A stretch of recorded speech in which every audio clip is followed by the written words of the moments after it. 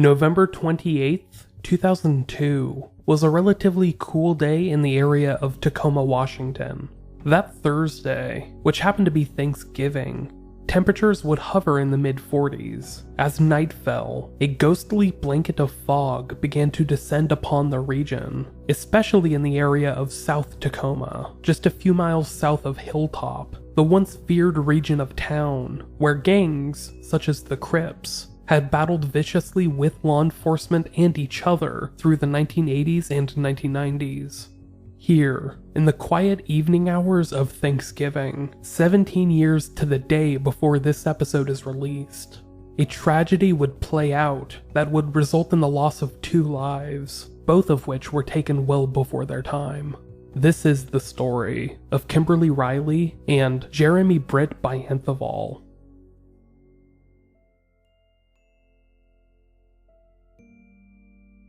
Kimberly Carol Riley, known primarily as Kim, grew up in the Hawaiian town of Volcano. The daughter of Mike and Carol Riley, Kimberly grew up with just one sibling, an older brother named James, and she would eventually graduate from Waiakea High School in 2001. Kim was a known animal lover who had volunteered at a Hilo veterinary clinic through high school. She had even convinced her parents to rescue a pair of animals from the local humane society, and had long toyed with the idea of entering the veterinary field as an adult. Following her high school graduation, Kim set her sights on higher education, and attended the University of Hawaii Hilo for her freshman year.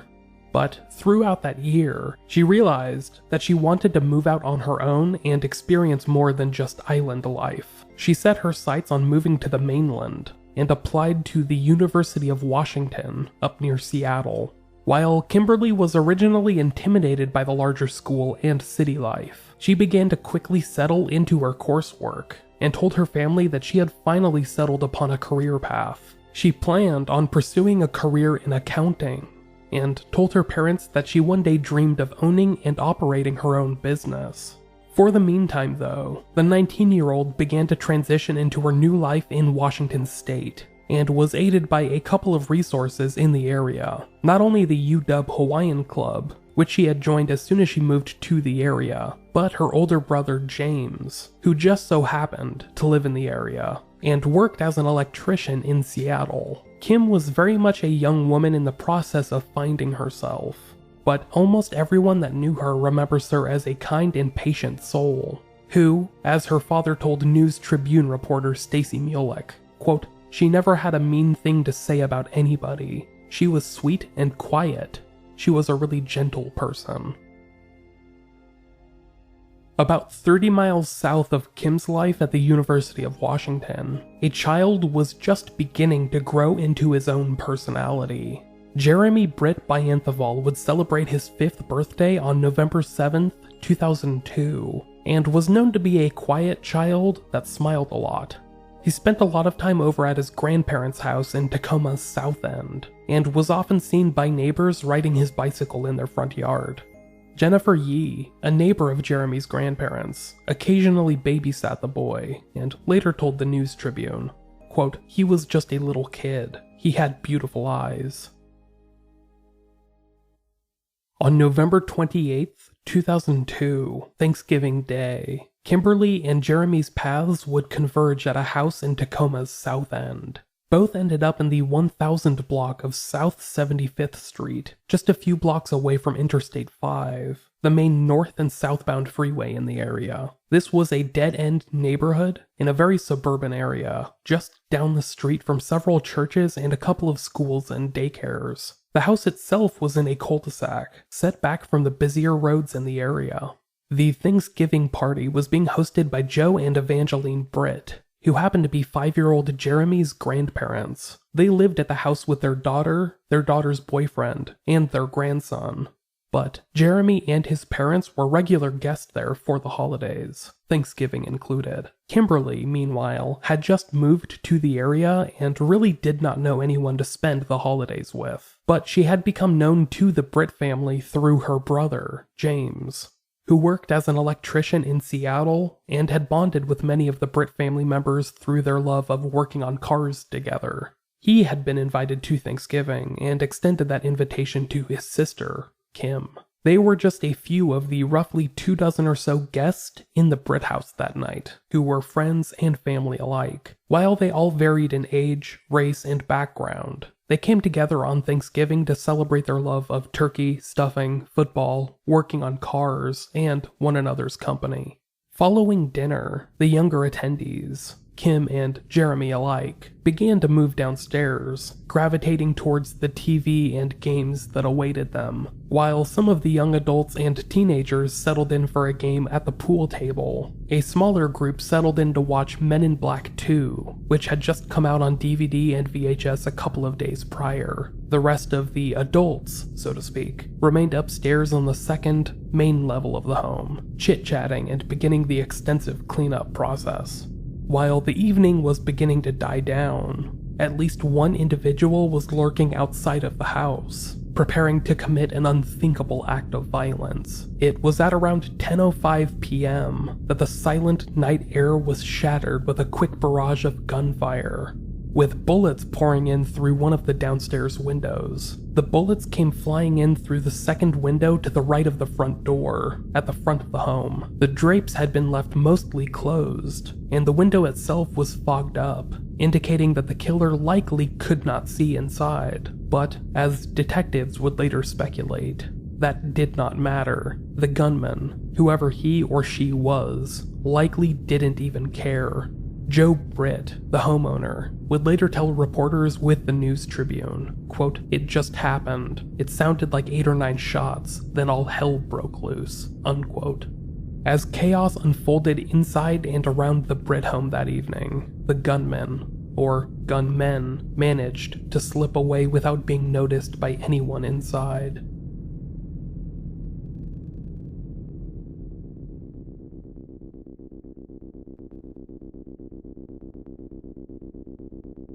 At least 4 people inside of the home at the time were shot, including Kimberly and Jeremy, who had no relation to one another, but had both been inside the house at the time of this fateful incident. Also inside the home were 20-year-old Harmony Spencer and her 22-year-old brother Jeff, who were the niece and nephew of the homeowners, Joe and Evangeline Britt. They also happened to be 5-year-old Jeremy's cousins. Harmony had actually been snuggling with Jeremy at the time, since he wasn't feeling well that evening, and she was trying to comfort him as they watched the movie.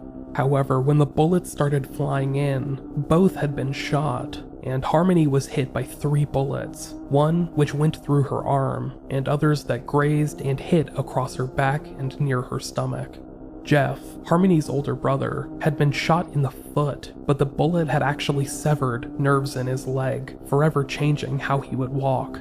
Thankfully though, the 2 siblings managed to survive this terrifying ordeal, but Kimberly and Jeremy were not so lucky. 5-year-old Jeremy Britt-Bayinthavong was the first casualty that holiday weekend, having been rushed to the nearby Marybridge Children's Hospital, where he would pass away just hours later. He was followed closely by 19-year-old Kimberly Riley, who had been transported to the nearby Madigan Army Medical Center with 2 gunshot wounds to her chest. Mike and Carol Riley, Kimberly's parents, would hear about their only daughter's injuries and subsequent death from thousands of miles away, helpless to save her. They had spoken to her earlier that day, having wished her a happy Thanksgiving, but would receive a call later that night from their son, James, letting them know that Kim had been shot and was in the hospital. Kim's parents would speak to the surgeon that evening, who told them to travel to Washington as soon as possible, but less than an hour later, they would receive a follow-up call, letting them know that Kim had passed away. James Riley, Kimberly's older brother, had been with her at the time of the shooting, but had left the room just moments before the gunman opened fire. He later credited this decision with saving his life, considering himself lucky to be alive in the aftermath of this tragedy. Despite living blameless lives, Kimberly Riley and Jeremy Britt-Bayinthavong would become the 15th and 16th homicide victims in Tacoma that year.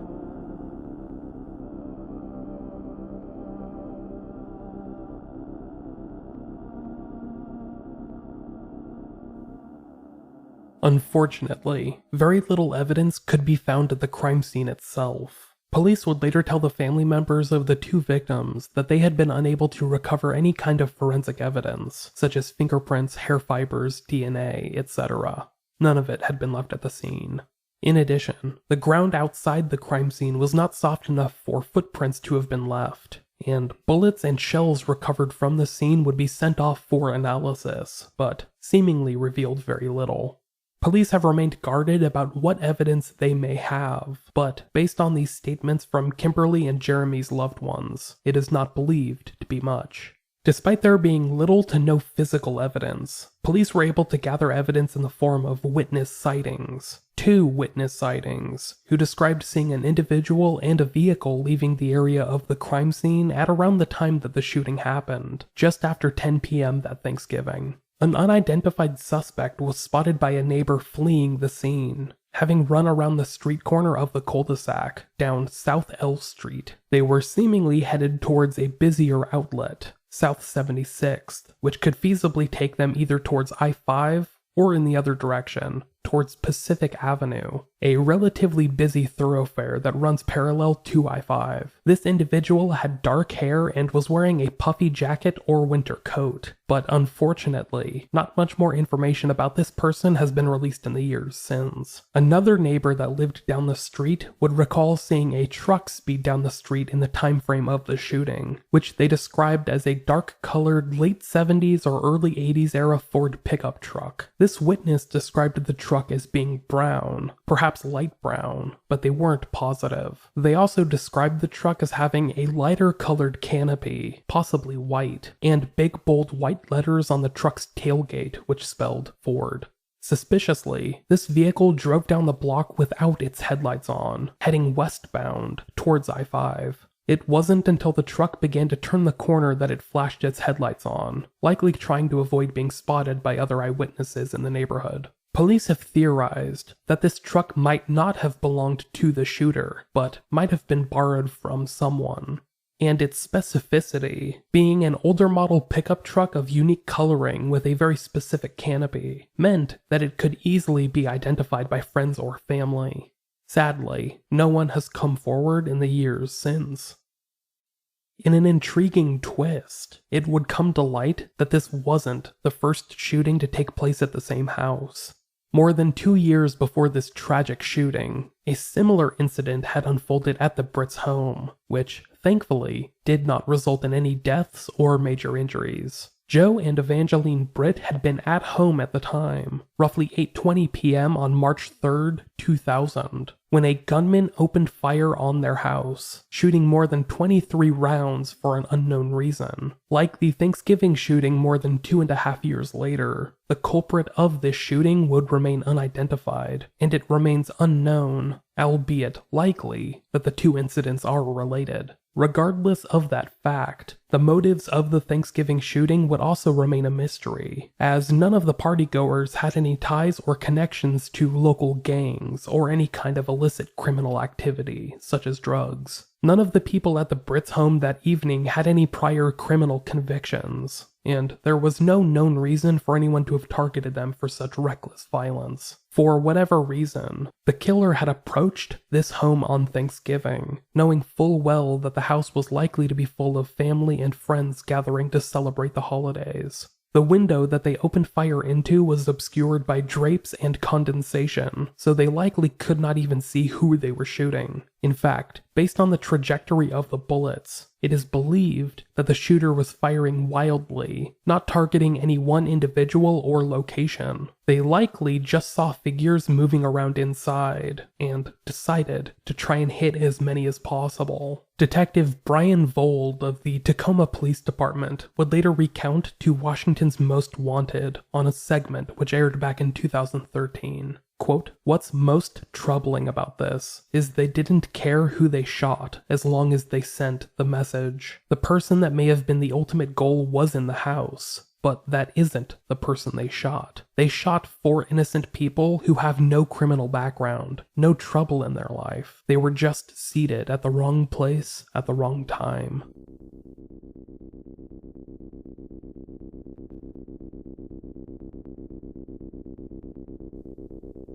The shooting deaths of Kimberly Riley and Jeremy Britt-Bayinthavong remained unsolved to this day, with both of their families continuing to remember the two precious lives that were lost that Thanksgiving evening. The owners of the home that became a crime scene, Joe and Evangeline Britt, would move out of the home shortly after the shooting, not only finding it unsafe to continue living there, but being unable to do so knowing what had happened to their own grandson within the four walls. In the years after the shooting, they would find themselves unable to truly celebrate Thanksgiving, and continue to struggle with Jeremy's loss, as do his parents and other loved ones. Likewise, Mike and Carol Riley, Kimberly's parents, who continue to live in Hawaii, begin to feel the cold reminder of her death every Halloween, aware that they are then counting down the days to the anniversary of her tragic loss. This Thanksgiving, while we Americans all gather to celebrate the festivities with our loved ones, they recognize that it has now been 17 years since their only daughter was taken away from them by this savage, unknown killer. At a press conference held in the days after the shooting, the families of both victims vowed to find answers in this case, and appealed to the public to help them do so. Joe Britt, Jeremy's grandfather, told the media, quote, "I promised Jeremy we'd find who did this. Him and Kimberly will not die in vain. There has got to be somebody out there who knows something. You've got to have a conscience," unquote. In the following weeks, Mike Riley would tell reporters with the News Tribune that he favored the death penalty for the guilty parties, which, at the time, was still allowed in Washington state. Quote, "The only justice would be to let me do it. It was a cowardly act by a cowardly person, firing through shaded windows," unquote. A small reward can still be redeemed by anyone with knowledge of this case, who is interested in helping these families find justice this holiday season. If you have any information, please reach out to the Tacoma Police Department, or call the Pierce County Crime Stoppers tip line at 253-591-5959. There, you can submit your tips anonymously, and again, the number is 253-591-5959. As of this episode's recording, the stories of Kimberly Riley and Jeremy Britt-Bayinthavong remain unresolved.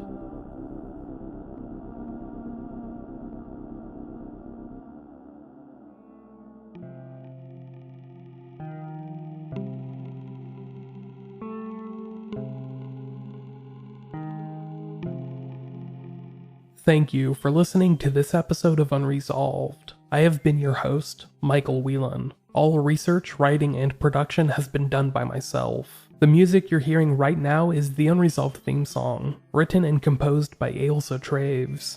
The rest of the music from this episode was written by the artist Divider Line, and you could find a link or learn more about them on the podcast website or in the show notes. I was originally planning to take this week off for the holidays, but since I'm going to be taking off a couple of weeks in early December, I figured that I would take advantage of this week and highlight a story that I haven't seen get coverage anywhere else. On a personal note, I actually grew up in the area that the story took place in, right around Tacoma, and I would like to highlight some lesser known stories from that region in the near future. I'm actually going to be visiting some family in that area in early December, so maybe I'll try to take some pictures of the neighborhood and try to learn more about this story while I'm out there. If you would like to learn more about the podcast, you can follow along on social media. Just search for Unresolved Pod on Facebook, Twitter, or Instagram, or on the podcast website, unresolved.me. If you would like to support the show, you can purchase something from the podcast store. Just click on the store tab at the top of the website,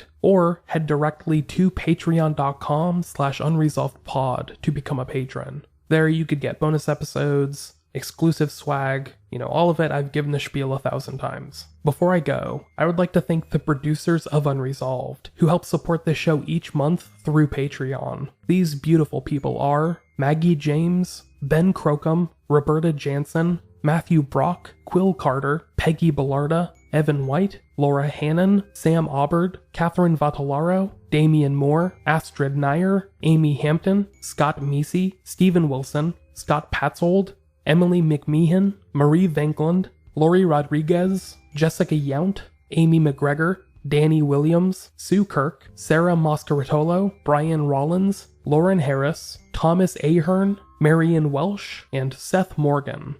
Thank you all so much, all of you. I know that not everyone that listens to this show is American, but I hope that you all have a happy Thanksgiving weekend, and at the very least, spend some time this weekend cherishing this time with your loved ones. Take care, y'all.